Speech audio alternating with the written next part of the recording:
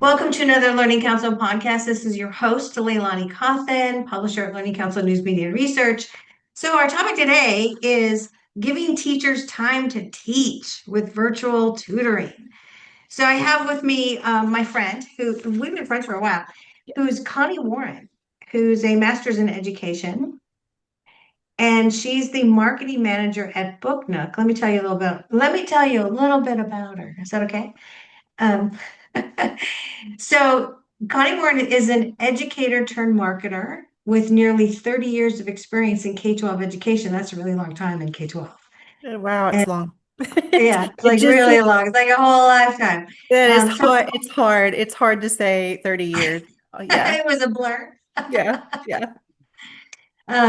So before stepping into her role at BookNook, she served as an instructional coach, summer school principal, ed tech trainer, curriculum coordinator, always with your passion for literacy and supporting struggling readers.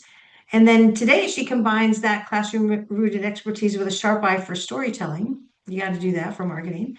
And then creating research based content that helps district leaders examine their challenges, reflect on their data, and communicate effective strategies that help move student achievement forward. So, this is all part of your role with BookNook, right? Absolutely. So, I want to get into this because, I've been talking to a lot of superintendents and principals and folks just in the last month before they got swept away by the end of the year stuff. And Yes. many of them were already seeing that they were going to lose more students, between 3 and 10%. They knew they were going to lose. And their real problem is their teachers are really overwhelmed and they're not going to get any more teachers. We're going to see another drop in teachers, right? Right. So here comes BookNook and you're providing tutoring. There's probably tons of questions, and we're going to get into those, right? Because people are like, how do I like switch that in there with the school? Am I right? This is kind of the thing. Absolutely. Yeah. So many Yeah. questions. We get asked, those kinds of questions all the time. So and it's a great question to ask as well. Yeah, yeah. How do I do this? Yeah, so essentially, I believe we're moving into sort of a matrix world of staffing, right? Most of schools think of themselves sort of monolithically as an institution where it's like they're at the top of this little pyramid and they've got to fill every classroom, right? Right. But now, even before we start talking about the massive teacher shortage, which is obviously a reason for what BookNook does, which we're going to get in more detail, I think there's also the issue of mixed ability. So we have the laws that were changed, it was at IDEA in the 1970s, in 1976 or something like that, to create whole group where it's like you could be at any ability to, and the teacher has to teach all of those kids. So maybe they have 30 just in this one class, and eight of them a couple of them are way ahead, and then the rest of them are like grades behind. So you're walking into like this situation where you're teaching along this moving train, like these lessons, but then you gotta go, oh wait, I gotta swizzle lesson, this one, this one, and like you're dishing out a whole card deck of lessons, essentially, right? Absolutely. Yes. Is And that where you think tutoring really comes in the most, or kind of where does it come in the most? yeah, and you're absolutely right, Leilani. And let's be honest, I mean, 40% mixed ability is probably kind of a conservative estimate if we're honest. Yeah, Having so many students. I've been there. You've got your kids that are way ahead, and then you've got your kids that need a lot more support. You're navigating students with dyslexia or dysgraphia, dyscalculia. You've got others who are, whose first language isn't English even, and all the students in between. You're trying to fit in everyone's needs. You're trying to keep the train moving, right? yeah, But it's overwhelming. It is overwhelming. And that's why I'm really excited to be able to bring this topic today about virtual tutoring because it yeah, gives schools, and teachers even just this another lever to pull. And, yeah. so teachers can breathe just a little and students can get what they need, as well. Yeah, I think I kind of look at it as literally a staff extension, right? Which is, they can't get the teachers they need anyway. And if they keep overwhelming their teachers, I mean, personally, it's demoralizing, right? If I had to be teaching now and I look across at like what I'm trying to do and I can't keep up with myself and all these and I'm sort of triaging and I know that I'm not really able to do it all and I'm just letting go because I have to retain my own sanity, Yes. I would after a while think of myself very badly.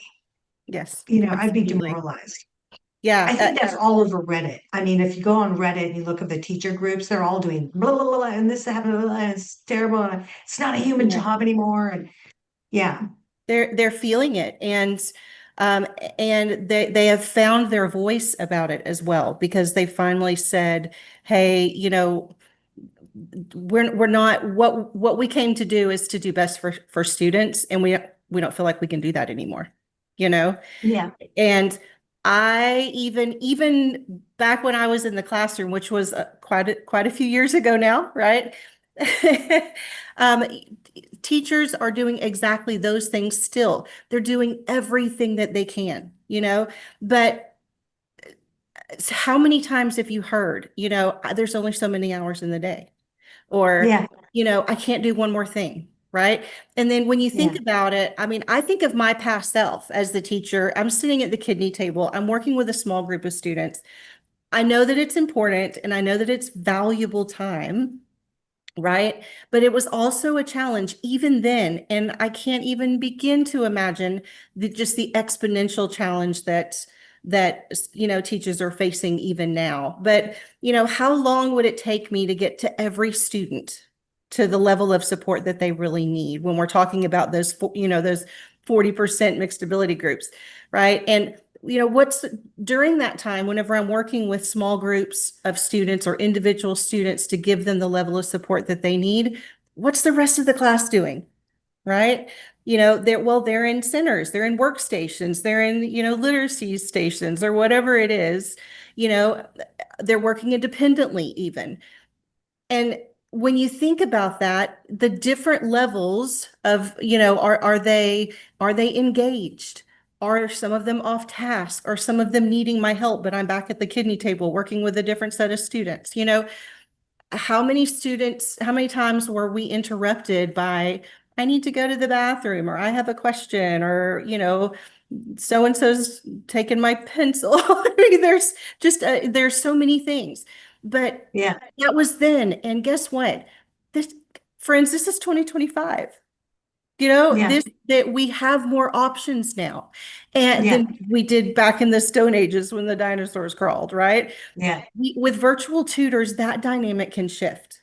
Instead of waiting for their turn at the kidney table, all the students can get the targeted skill-specific support at the same time with with virtual tutors. And in a single 30-minute block, every student can be actively engaged in learning at their level of need, right?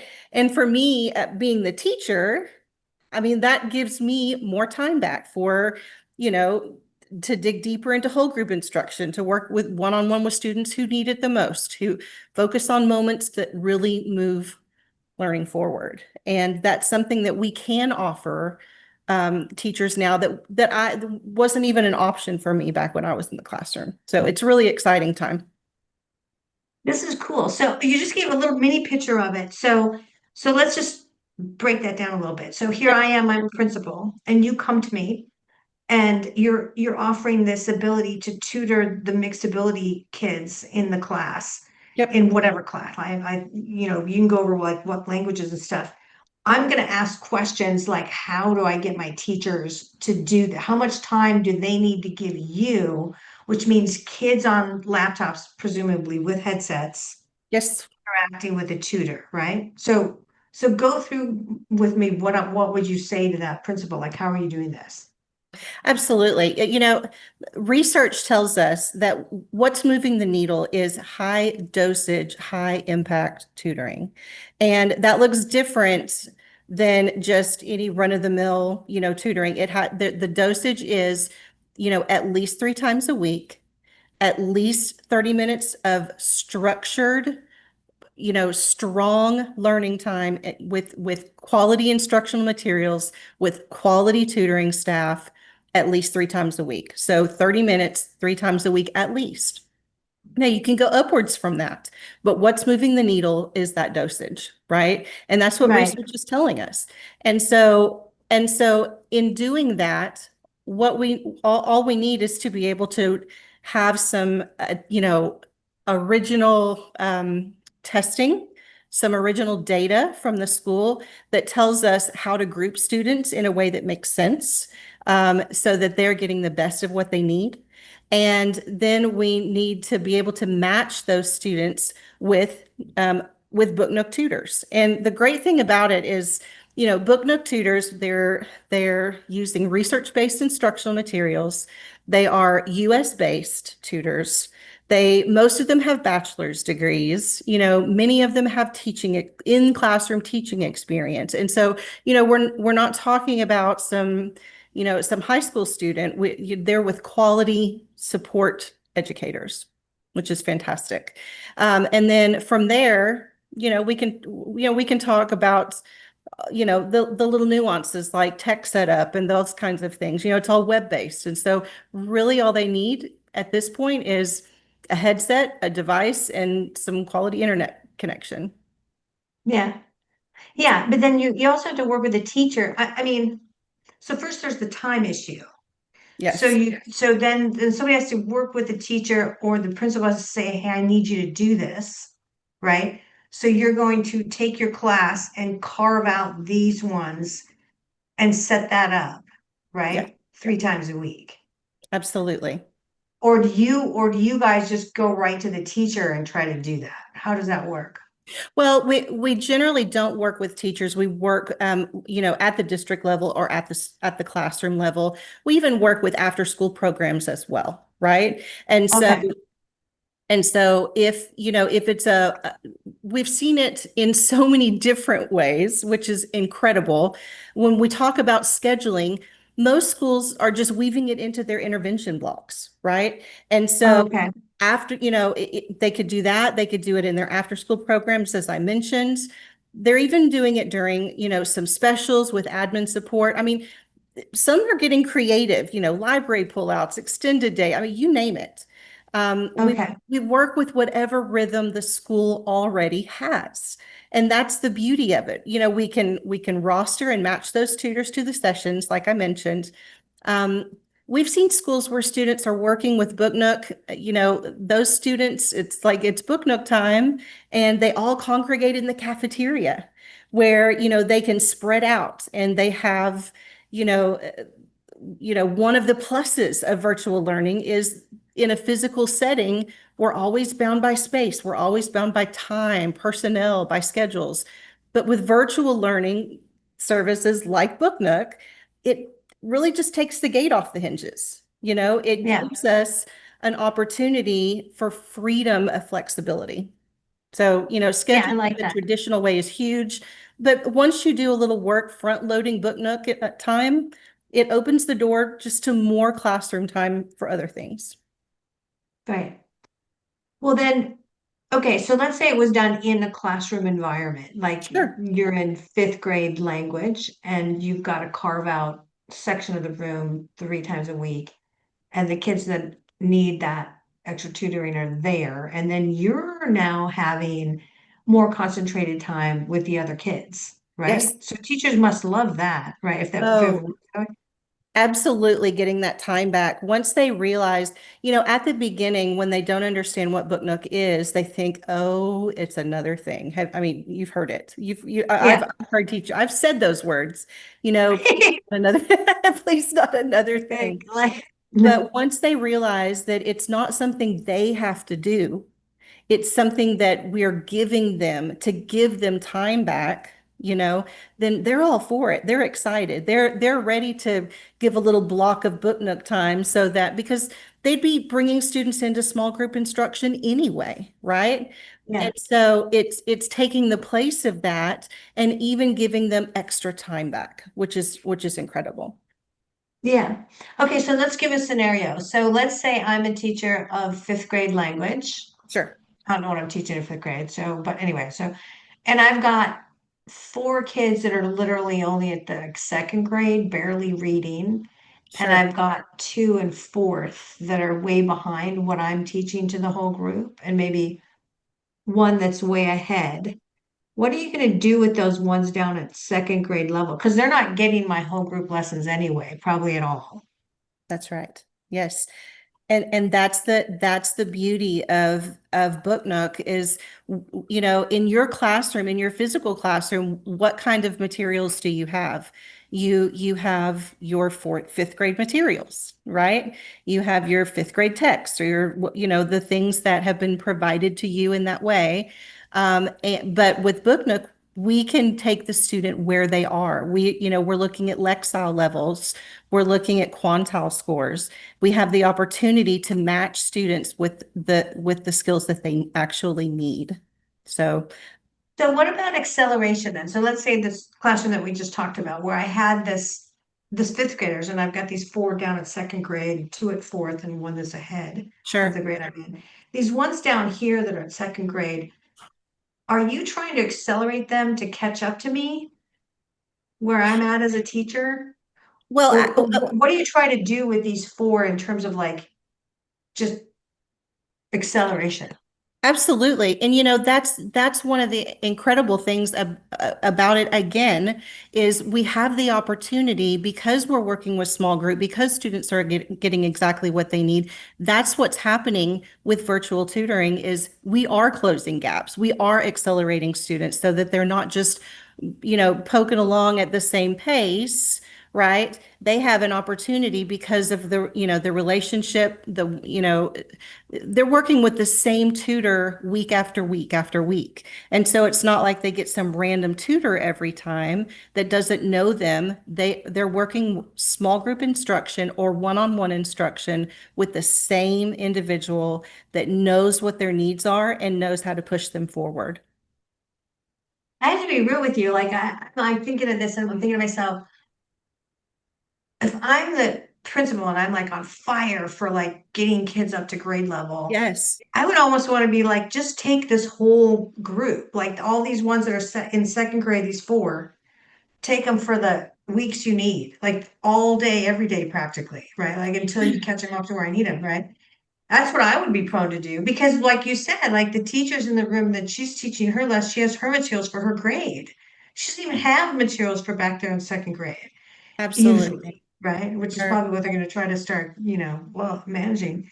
So you've got that, and she knows in her heart that she's not really teaching of these. And you just said something like, well, they're just trying to mosey along or whatever, but no, they're not getting it at all. They're probably disengaged. They're telling their mom school is stupid. I want to get out, just homeschool me. Mom's thinking the same thing because their kid's so far behind, or even if they're just a grade behind, right? So they're just not getting it and they feel like marginalized little humans, right? So I almost would think if I was a principal, I'd be like, just give me the whole full meal deal. Come Yep. on, Connie. I know, That's I what I know. would do. I sure wish that we could do that. I know that students, there is a requirement that students, unless they have an IEP, of course, they are working, at least to some degree at their classroom level. You know what I mean? We hope. At Yeah. their school level. But we do know the reality of it is that we have so many students right now that, with that targeted specific skill support, they can Yeah. move forward and they can reach grade level. And that's one of the beautiful things that I've seen so many times is students moving, in just 20 sessions, just 20 sessions, they're moving a full grade level of experience, a full grade level of skills forward because they're getting exactly what they need, that targeted support. I guess one of the things that I would ask about is that, let's say you've got this class and then this small group leaves to go to the cafeteria, like you were talking about earlier. It's not done in the classroom.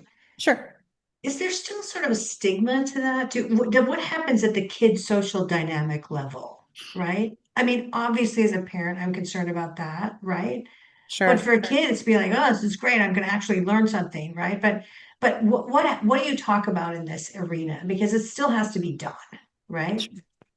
Yeah. Well, first and foremost, of course, you want to prepare students for tutoring, right? It helps when teachers are framing it as a learning opportunity.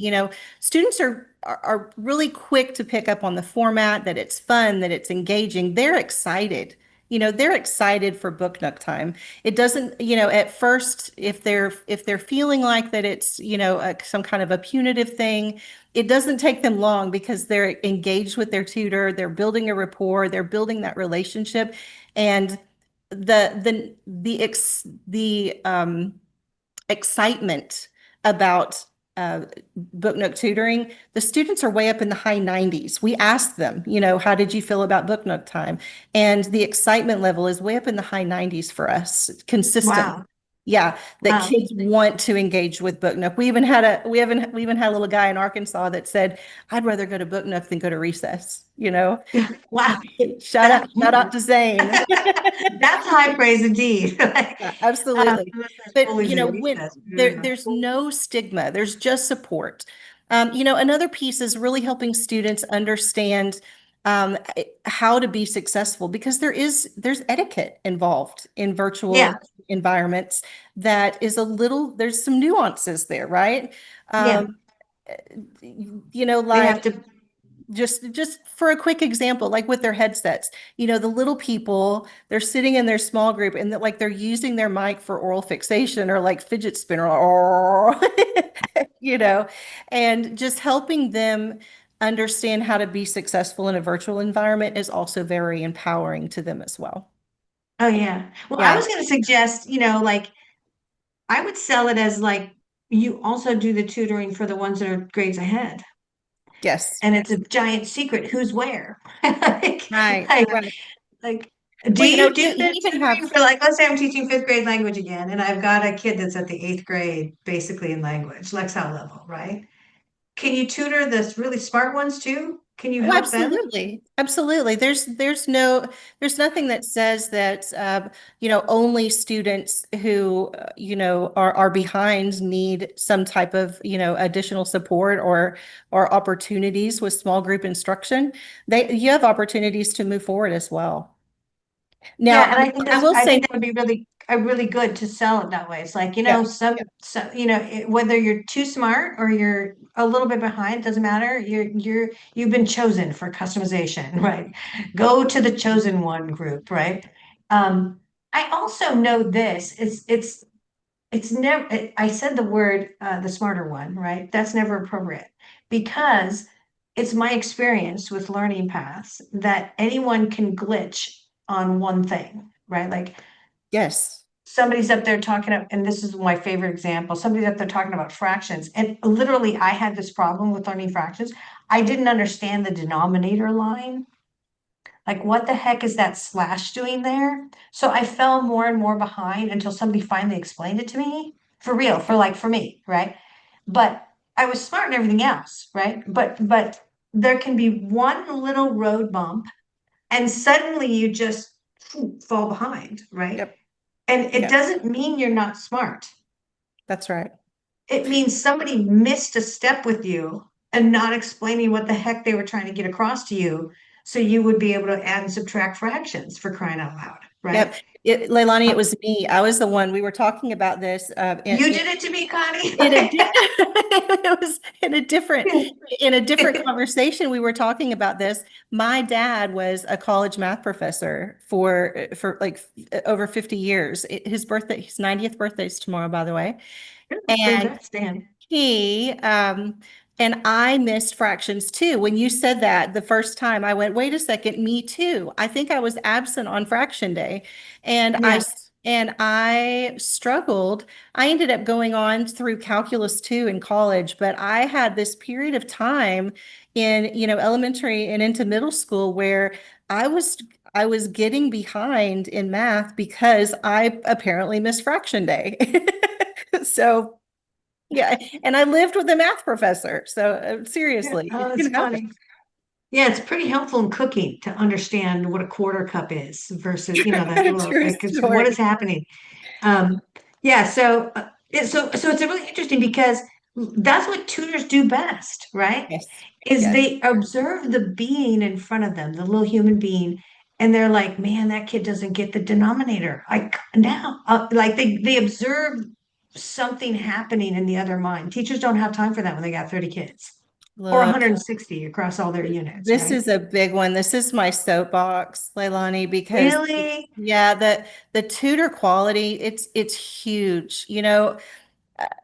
We vet all of our tutors and we just give them ongoing support, from selection, a really strenuous selection process into development process. They have to do, tutor certification in order before they are ever able to meet with students. And then they have this ongoing support. We have a tutor community led by professionals where tutors can get professional development ongoing. They can connect with each other. They can ask questions.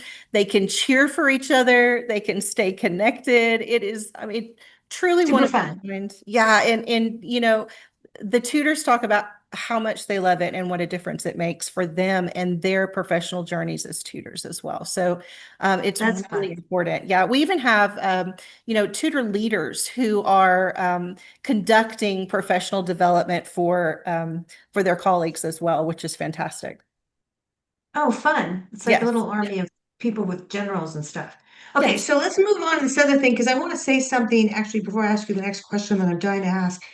And that is this. I think if you're listening to this or you're watching this right now as a school leader, either principal or up in the district level, you got to ask yourself these questions, right? Like, so choice legislation is passing everywhere. Texas just passed.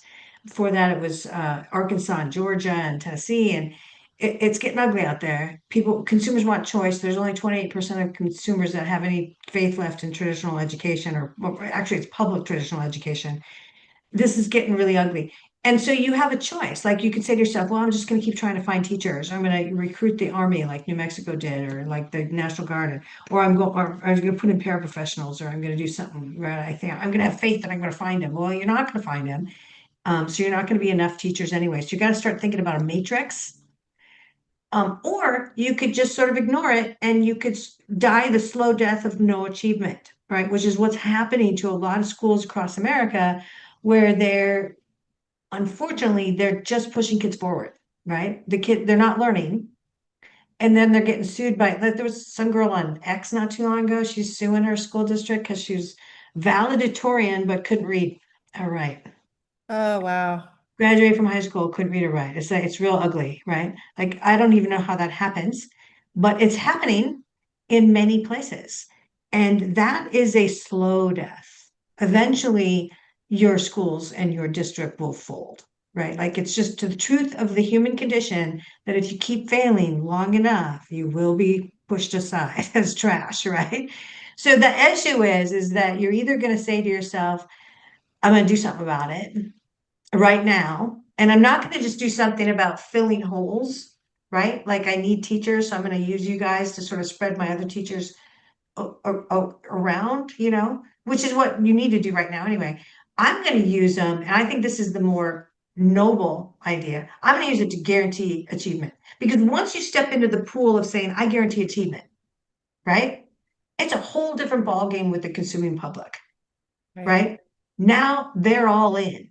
Now they're like, I got you, right? Like I'm all in. Like, especially if you're also catering to the kids that are above grade level. And their statistics now, I don't know if I told you this before, we've had other chats, Connie, but statistically, it is the kids that are bored, the ones that are ahead of grade level, super intelligent, whatever, that are the ones that are the discipline cases in high school. Absolutely.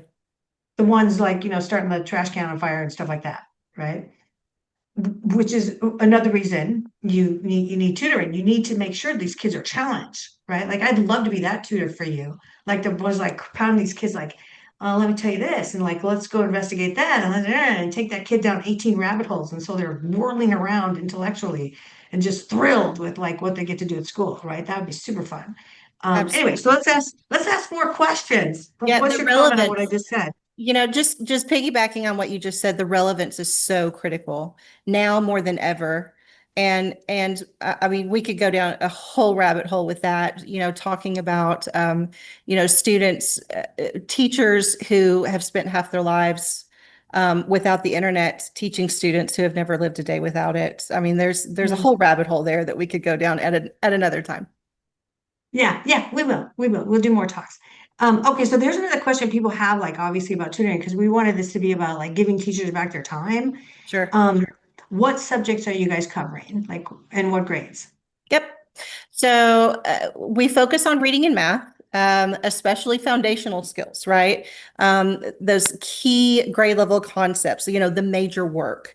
Everything is aligned to the national learning standards, and we're flexible, based on the district's or state specific needs, right?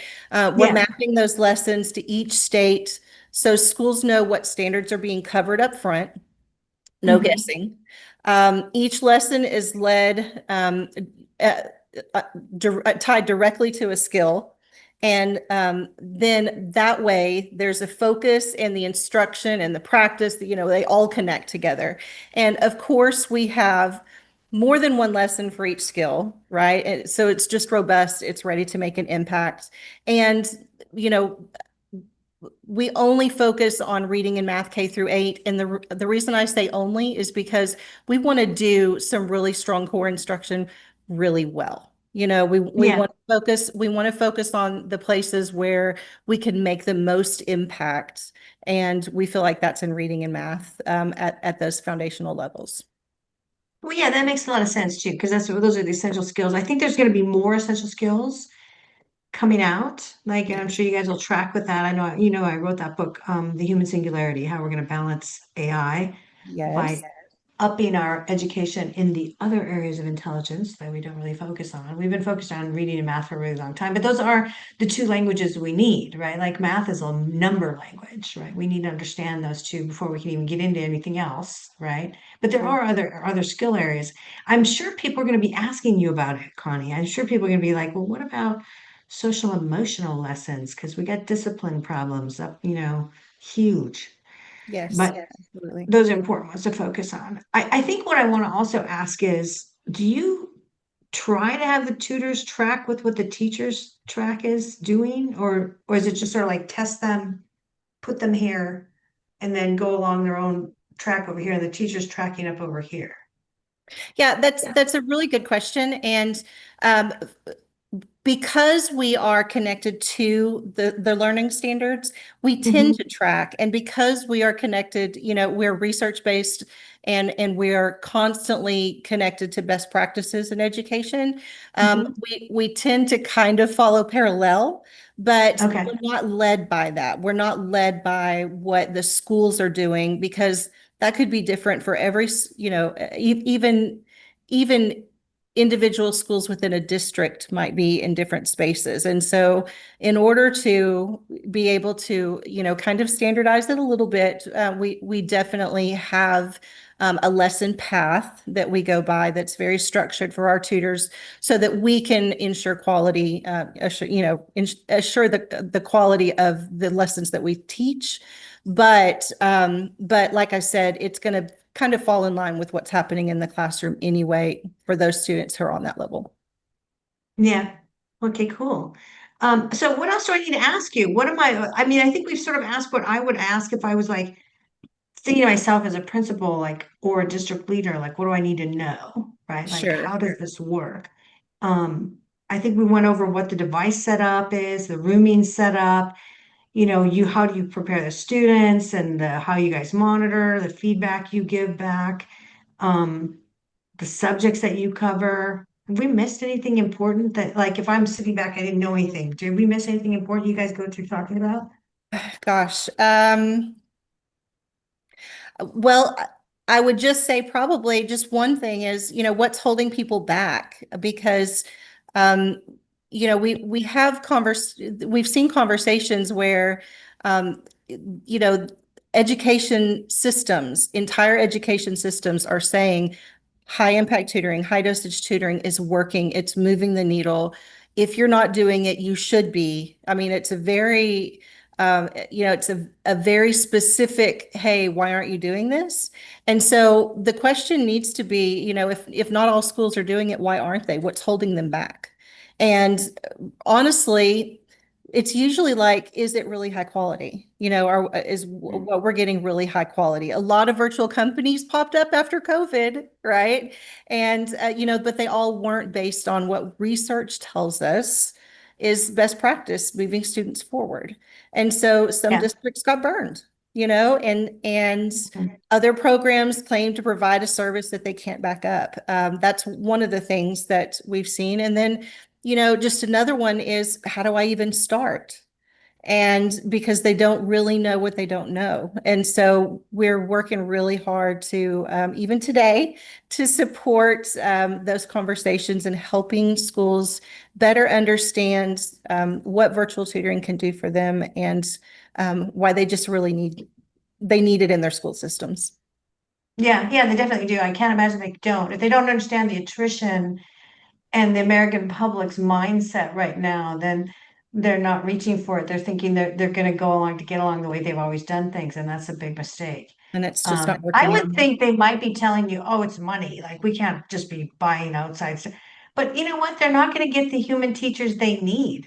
No. So they can just move those dollars that they would be spending on staffing internally that they can't fill to fill it and use the teachers that they have differently. I mean, do you hear them talk about this? Like, Yeah, I mean, that's the way I would think about it. I was a principal or district person. you hear it more often now because that ESSER pocketbook is out the door now, and so as funding gets a little bit tighter and kind of weird, and the changes that are happening at the national level, those kind of things, schools are a little bit nervous.